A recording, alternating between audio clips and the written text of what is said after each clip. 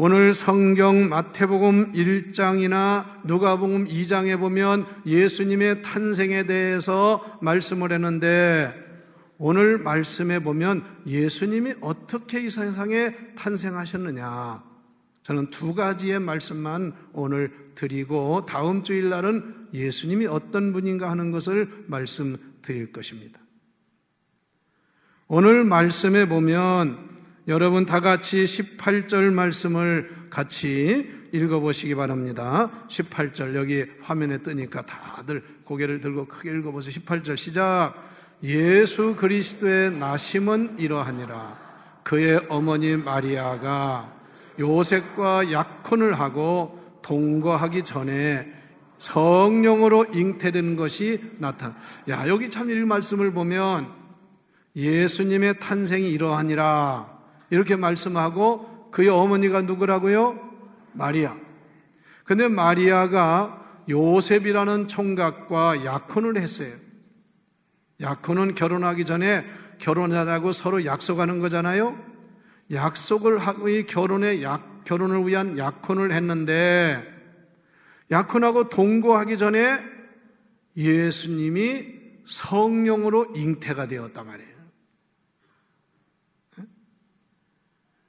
여러분, 그래서 예수님은 마리아와 요셉이 만나서 남녀 관계를 통해서 태어난 사람이 아니고, 다 같이 성령으로 잉태된 것이 나타났더라.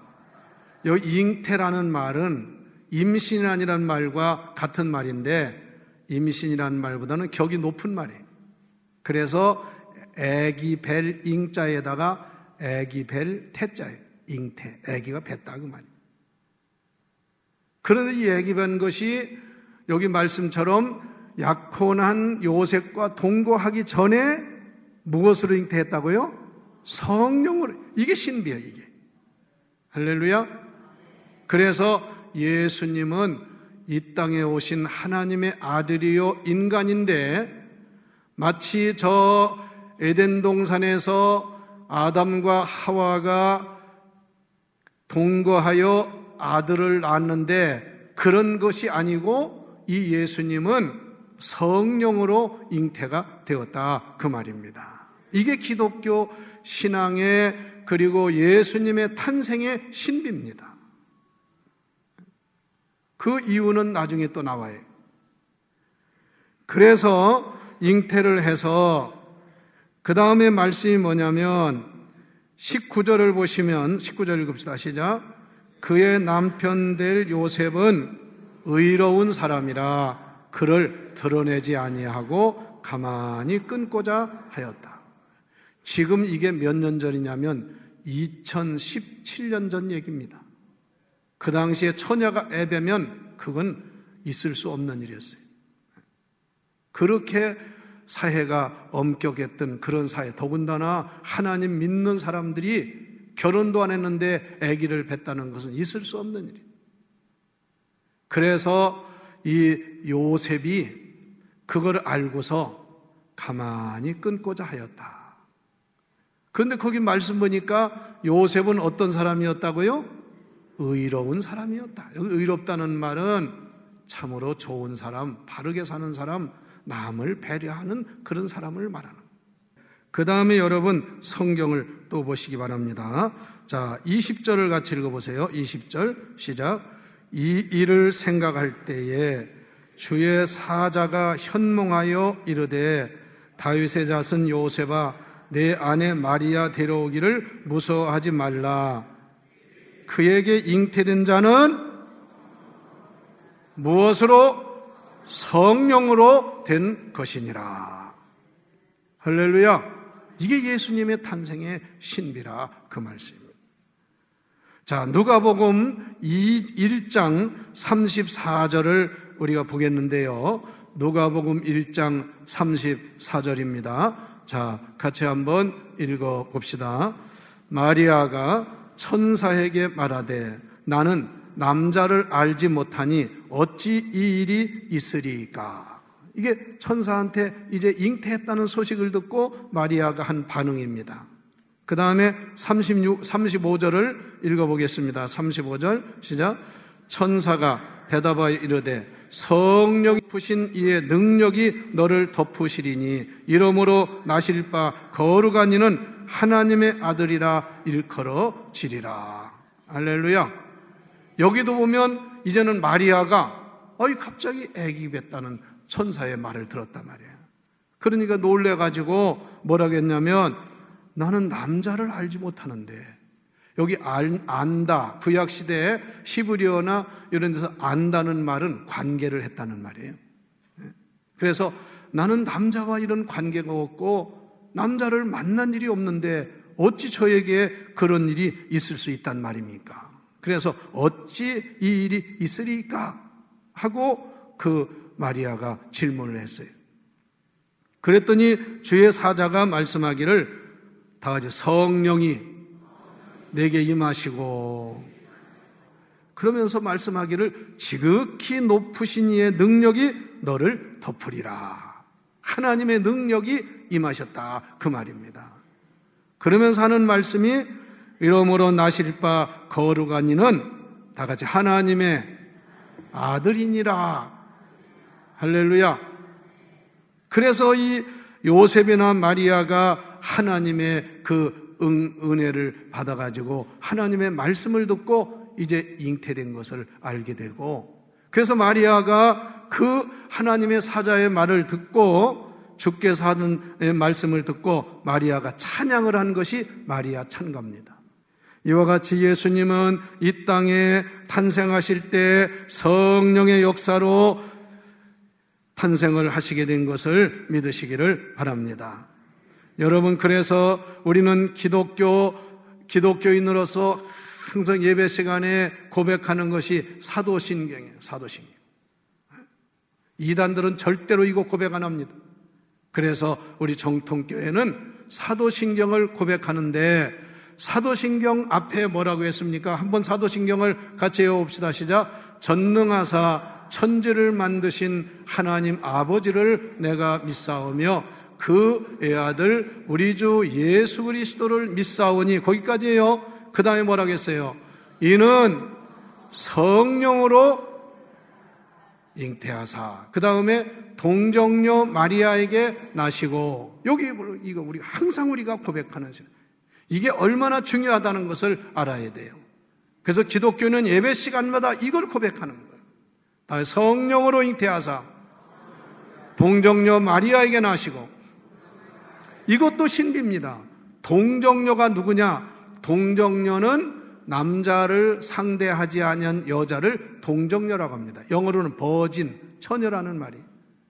그리고 남자도 마찬가지, 남자도 여자를 함께 하지 아니한 남자를 동정남이라고 합니다. 근데 동정남이라는 별로 안 쓰지요? 이 동정녀라는 말은 마리아 때문에 온 세계에서 가장 많이 쓰는 말 중에 하나예요.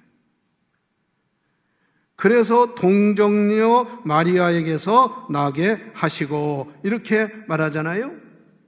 여러분, 그래서 예수님의 탄생은 남녀 관계 속에서 태어난 그런 사람이 아니고 하나님이 마리아의 몸을 빌려 동정녀인 마리아에게서 예수님이 탄생하게 하셨다, 그 말입니다. 이것이 또 예수님의 탄생의 신비인 줄 아시기를 바랍니다. 그래서 예수님만이 유일한 구세주요. 그래서 성경에 뭐라고 했느냐? 예수님은 우리와 똑같이 인간의 몸으로 오셨지만, 그러나 예수님에게 한 가지 다른 것이 있다면 예수님은 죄가 없느니라. 창세기 3장 16절에 창세기 모든 여자에게서 난 사람은 다 죄인으로 이 땅에 태어났다고 했어요. 그런데 예수 그리스도는 성령으로 잉태해서 하나님의 능력으로 이 땅에 오신 분이기 때문에 죄가 없으시니라. 그래서 히브리서 4장 15절에 보면 이렇게 말씀했습니다. 우리에게 있는 대제사장은 우리 연약함을 체휼하지 아니하는 자가 아니요 모든 일에 우리와 한결같이 시험을 받은 자로되 다같이 죄는 없으시니라. 이게 우리가 똑같은 인간의 모습으로 오셨지만 다른 거 한 가지가 있다면 그게 뭐라고요? 죄가 없으시단 말이죠. 근데 로마에서는 뭐라 했어요? 여인에게서 사람에게서 난 자 중에 죄 없는 자가 하나도 없다고 했어요. 그러나 이 성경에 말씀하기를 예수 그리스도는 인간의 육신을 입고 오셨지만 성령으로 잉태하여 하나님의 능력으로 태어난 하나님의 아들로서 죄가 없느니라 그래요. 요한일서 3장 5절에도 말씀하기를 같이 읽읍시다. 그가 우리 죄를 없애려고 나타나신 것을 너희가 아나니 그에게는 뭐가 없느니라? 죄가 없느니라. 할렐루야. 만약 예수님이 우리 인간과 똑같이 죄 아래 태어나셨다면 그는 우리의 죄를 사할 수 없습니다. 그래서 예수님만이 유일한 구세주요 우리의 죄를 사하시는 주님인 줄 믿으시기를 바랍니다. 할렐루야. 두 번째, 예수님의 탄생의 신비는 예수님은 하나님의 말씀의 언약의 성취로 오신 줄 믿으세요. 자, 마태복음 1장 22절을 또 읽어봅니다. 오늘 본문 22절 시작.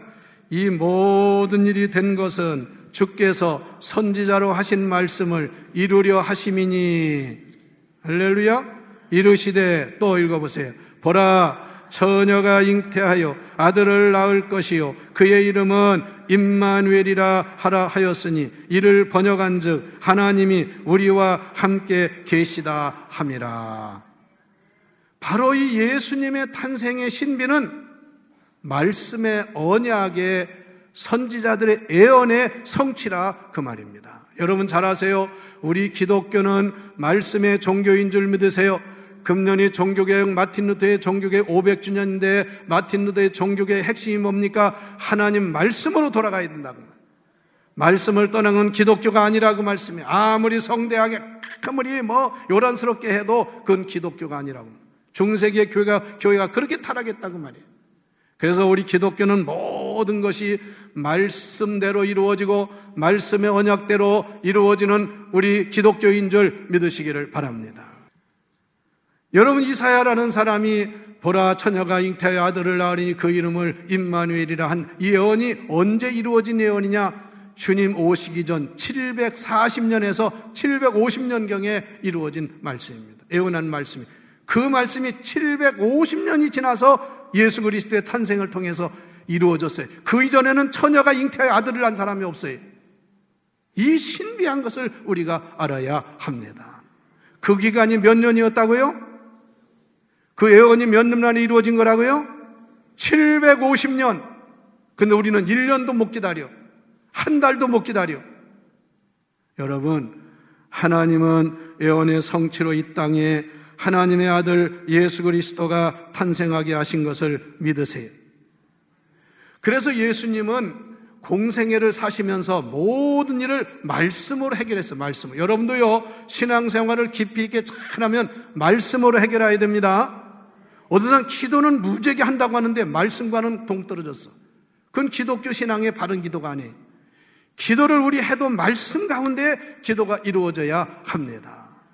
예수님의 생애를 보세요. 예수님은 모든 일을 구약시대에 예언한 말씀을 인용하면서 말씀을 가지고 살았습니다.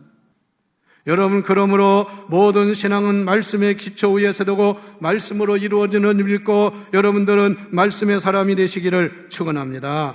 그래서 말씀이 요한복음 1장 1절에 보면 이거 중요한 말씀이에요. 요한복음 1장 1절을 다 같이 여러분 읽어보세요. 화면에 나오니 읽어보세요. 시작.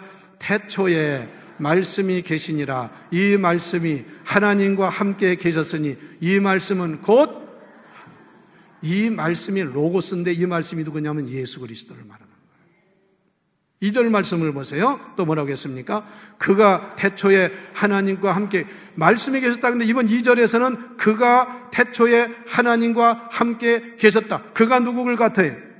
예수님이에요. 예수님. 3절을 보세요. 만물이 그로 말미암아 지은 바 되었으니 지은 것이 하나도 그가 없이는 된 것이 없느니라. 이 말씀이 이 요한복음 1장이 창세기와 신약의 창세기와 비슷한 말씀인데요. 여기에 보면 모든 말씀이 그리스도인데 그리스도를 통해서 천지가 창조되고 그리스도를 통해서 다 이루어졌다는 얘기예요. 그러니까 여러분, 예수 그리스도가 태어난 것은 그때 육신으로 오셨지만 이미 천지 창조할 때부터 하나님과 함께 계셨다는 거예요. 할렐루야. 그래서 구약에서는요, 하나님을 표현할 때 복수를 많이 썼어요. 그래서 하나님이 이런 말 했습니다. 바벨탑을 쌓을 때 우리가 가서 한번 현장을 보자. 하나님을 우리라고 그랬어요. 성부, 성자, 성령 하나님인 줄 믿습니다. 애굽에서 이스라엘 백성들이 큰 고난을 당할 때 하나님이 우리가 그들의 현장을 가보자.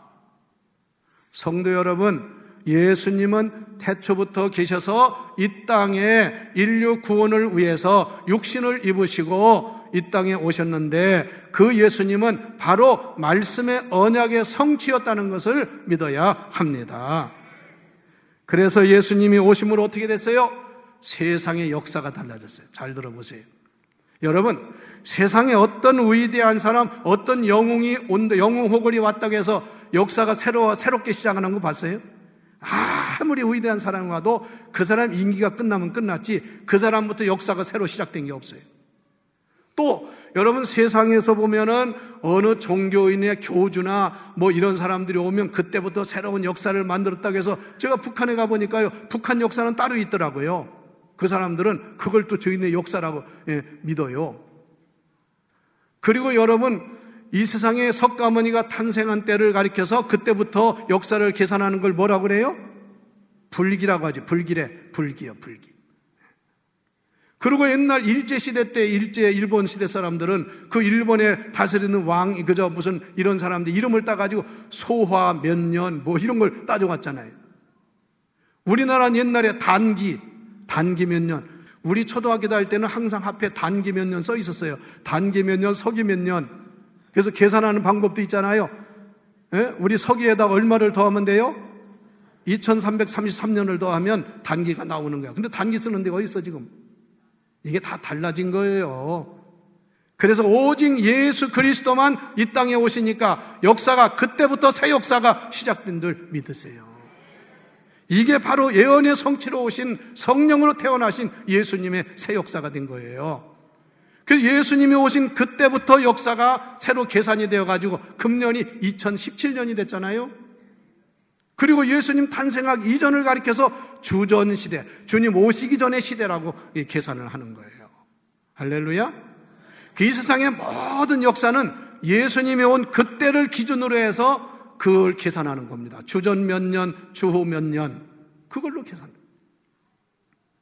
예수님은 이렇게 위대한 하나님의 아들로서 육신을 입고 오셨는데 그 오신 것이 모든 것이 하나님의 말씀의 예언의 성취였다 그 말입니다. 그래서 예수님 탄생에 대해서 갈라디아서 4장 4절, 이게 참 중요한 또 말씀이 있어요. 갈라디아 4장 4절 같이 읽어봅시다. 시작. 때가 참에 하나님이 그 아들을 보내사 여자에게 나게 하시고, 할렐루야. 여기에 이제 이 말씀이 나오는 거예요. 때가 찼다는 말은 예언한 그 말씀이 이루어질 때가 되었다 그 말입니다. 그래서 이것을 영어로 표현할 때는 The time had fully come. 그 때가 완전히 이루어진 fully come, 완전한 때가 왔다 그 말이에요. 그것이 바로 예수님이 탄생한 그때라 그 말입니다. 그래서 모든 예수님의 행적이나 예수님의 십자가 죽음까지도 부활까지도 이미 다 성경의 말씀으로 예언이 된 말씀이 이루어졌다는 거예요. 할렐루야. 그래서 동정녀 탄생 여러분 지금 다 읽어봤죠? 이사야 7장 14절 말씀. 그리고 예수님은 다윗의 혈통에서 온다는 말씀 여러분 오늘 말씀에서 봤죠? 이게 다 구약에 예언하신 말씀이에요. 그리고 메시아인 예수님은 어디서 탄생했어요? 예수님? 예? 예수님이 예루살렘에서 탄생했어요? 이거 대답을 못해. 어떻게 대답을 안 해? 예수님 오신 데가 어디예요? 베들레헴. 왜 예수님이 베들레헴에서 하필이면 났어요? 그 시골 촌인데 왜 예루살렘 거기서 거기가 아니고 베들레헴에서 났을까요? 거기는 공기가 좋으니까? 아닙니다. 성경의 예언이에요. 그래서 성경 미가서 5장 2절에 보면 이렇게 말씀, 같이 읽어봅시다. 시작. 베들레헴 에브라다야, 너는 유다 족속 중에 이 작은 촌이란 말이에요. 작을지라도 이스라엘을 다스릴 자가 내게서 나올 것이라. 그의 근본은 상고의 태초에니라. 이게 또 어려운 말이야. 그의 근본은 상고의 이거 한번 해석해 보세요. 그의 근본은 상고의 태초에니라. 이건 사실 새롭게 번역을 해놨어야 되는데 저도 이것만 가지고 몰라요. 그래서 제가 원문을 찾아보고 다 해보니까요, 이게 무슨 뜻이냐면 이런 뜻이에요. 그의 핏줄을 더듬어 올라가면 뭐라고 했냐면 까마득한 옛날로 올라가느니라. 알게 돼요. 그게 바로 상고의 영혼에 있느니라, 그런 뜻이에요.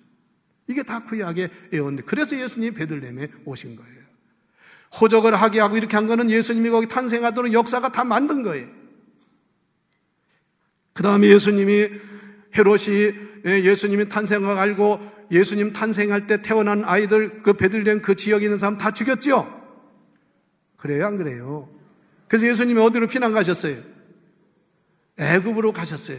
애굽에 가셔서 거기서 태어난 예수님이 거기서 자랐어요. 그래서 애굽에 가면 지금도 콥트 교회라는 것이 예수님 피난 가서 생겼던 교회가 이집트의 콥트 교회입니다. 여러분, 지난번에 그 이슬람 교도들이 콥트 교회를 공격해가지고 많은 사람이 죽었잖아요. 그게 바로 예수님이 피난 가서 신앙생활했던, 사셨던 그 교회 지하에 있어요, 그 교회가. 저는 가보았으니까 알지요. 그러고 그 헤롯이 죽었다는 소식을 듣고 예수님 다시 이스라엘로 돌아왔지요. 그게 구약에 있는 성경에 다 예언된 말씀이 이루어진 거라, 그 말씀입니다. 성도 여러분, 이렇게 하나님의 모든 사건, 하나님의 역사는 말씀에 의해서 이루어지는 줄 믿으세요. 말씀에 얻은 대로 이루어진 줄 믿으세요. 여러분의 생애도 하나님 인도하심을 믿으세요. 그래서 오늘 성경 말씀을 마치는데요, 스가랴 9장 9절로 10절에 보면 스가랴 선지자는 오래전 선지자인데 예수님이 이 땅에 오실 메시아에 대해서 이렇게 말했습니다. 그는 공의의 왕이요 겸손의 왕이요 이방 사람들에게 평화를 전할 왕이요 땅 끝까지 다스릴 왕이라. 이게 예수님의 예수님. 이게 스가랴가 예언한 말씀입니다.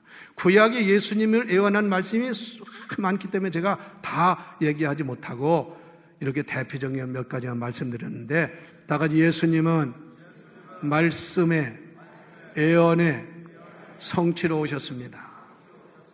오늘 두 가지를 들었어요. 다 같이 성령으로 잉태하시고 하나님의 능력으로 세상에 오셨으며 하나님의 말씀으로 예언으로 성취가 되었습니다. 믿습니까? 이걸 이번 성탄절에 기억하고 여러분도 성령의 사람 되시기를 바랍니다. 그리고 여러분 하나님의 섭리와 뜻에 순종하는 사람이 되시기를 바랍니다. 할렐루야.